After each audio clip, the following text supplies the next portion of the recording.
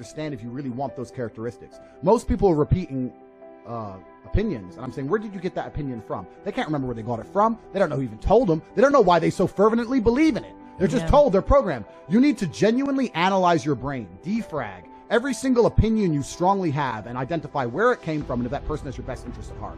And what they're trying to do, especially with young men, is program them, because we're all empty vessels. And what you have to do as an adult, as a parent, is to program your child stronger than all of society. It's not an easy job, because all of society, from the YouTube videos to the TV shows to the school, every single thing is trying to program them in one direction. You have to combat that. The world we live in today, they try very hard to prevent you from creating your reality. You're constantly distracted by everything, and it's hard to focus on nearly anything. And they do that on purpose. For you to go stand out in the rain and protest, that takes focus. They want you distracted. They want arguments in the household. They want blacks to hate the whites, Republicans to hate Democrats. They want us all arguing with each other, for all of us to hate our neighbor, and us all to be so distracted and selfish and self-absorbed that we can't think beyond ourselves. That's what they're trying to do to us, and it's absolutely and utterly work. That's a psyop from the New World Order. They're deliberately trying to turn women against men. They have to divide the peasants. That's the only way the elites can retain control. They turn the blacks against the whites, the Democrats against the Republicans, the women against the men. It's all a psyop, and they do it purposefully. Listen, a revolution is nothing more than men standing in one place and saying this shit has to change. The reason there's no revolution, despite the absolute tyranny we experience here in the Western world, is because most men aren't allowed out the house because their wife will get mad at them. You have to be home at 10 o'clock. Come home. You're not allowed out. But my point is, you're not going to feel like a king or feel brave enough to go and rebel against the New World Order if you don't even feel in charge of your own house. If you're not a king in your own house, then how are you a king anywhere else, right? And the law is set up in a way in the Western world. The law is set up in the way in the Western world where men have absolutely zero power. Most men are clinically depressed, working jobs they hate, in sexless marriages, and they know they can't leave because they lose the house, and they lose the kids, and they lose everything else. So they don't have time to be concerned with anything that's actually happening in the world.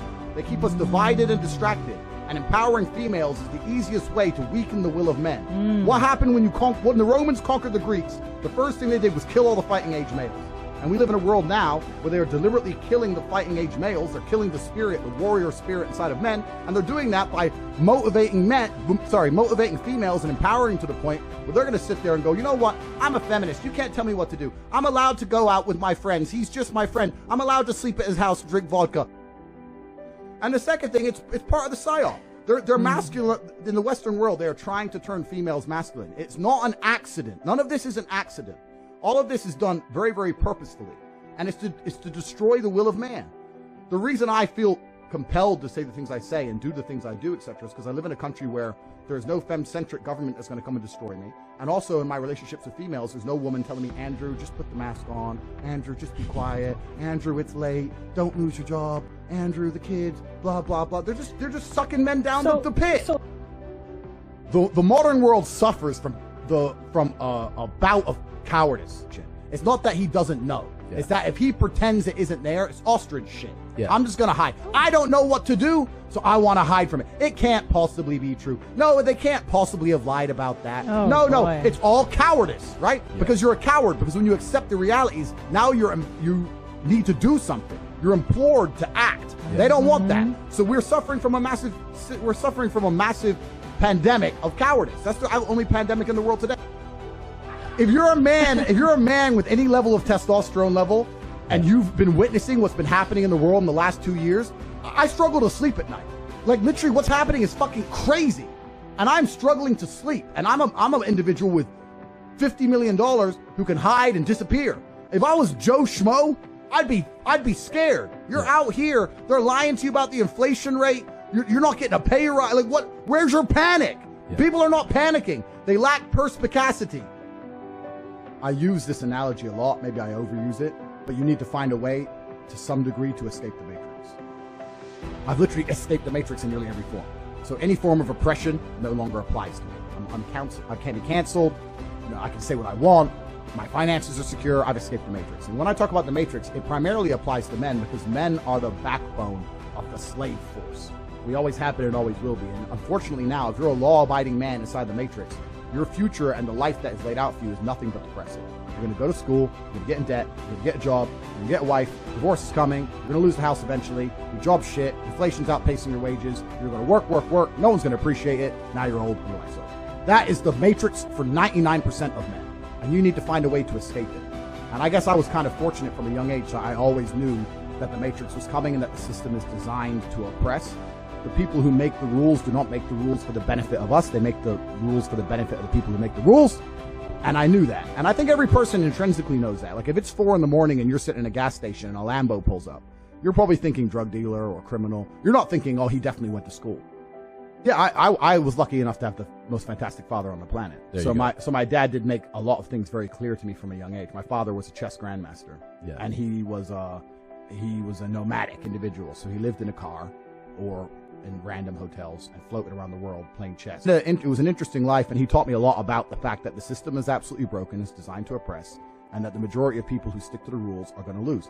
I don't want to sit here on a podcast that goes out to this many people and encourage anyone to break the law in any form. Of course. But the idea of the law-abiding citizen has been decimated in real time. In the last 3 years ago, you could stand there and proudly say, I'm a law-abiding citizen. The last 2 years, if they have not taught you that being a law-abiding citizen is going to turn you nothing, then you're an idiot.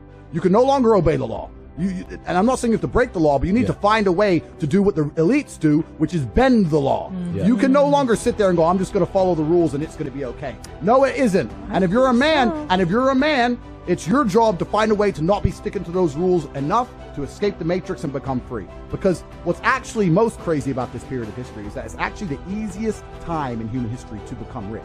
And the reason for that is because there's so many people inside the matrix being destroyed. Money has to go somewhere. I've made so much money during COVID, it's absolutely incredible. But I genuinely believe we're living in a pivotal period of human history. I believe that things are about to get a lot worse before they get better. Yes. And I believe that anyone who thinks like me and is aligned with me and understands about the global enslavement, if they're going to be on my team, I want them to be rich. Money gives you power. So I am teaching anybody who will listen to my videos and understand what I'm saying and doesn't hate me how to make as much money as possible, because when the time comes and the battle call is made, I need rich people around me. I'm a chess player, right? My father was a chess player. I truly have no intention of changing the world. I have no political affiliation. I'm not Republican, I'm not Democrat, I'm not right, I'm not left. I don't believe in changing the rules of the game. I believe in winning. In chess, when you look at the board, you don't sit there and go, I'm losing, I wish a pawn could move that way. That's stupid, because that's not the game. But what's the best possible move? Yes. And what you'll actually notice is a grandmaster, you play a grandmaster at chess, he is sticking to the same rules as you. He's within the same constraints, but he will destroy you because he has a better understanding of the rules. I'm not out to change any rules. My society's not out to change any rules. The society can stay exactly as it is, can be as corrupt as it is. I have no political affiliation. I don't care who's president, don't care. All I care about is analyzing the chessboard and making the most intelligent move for myself.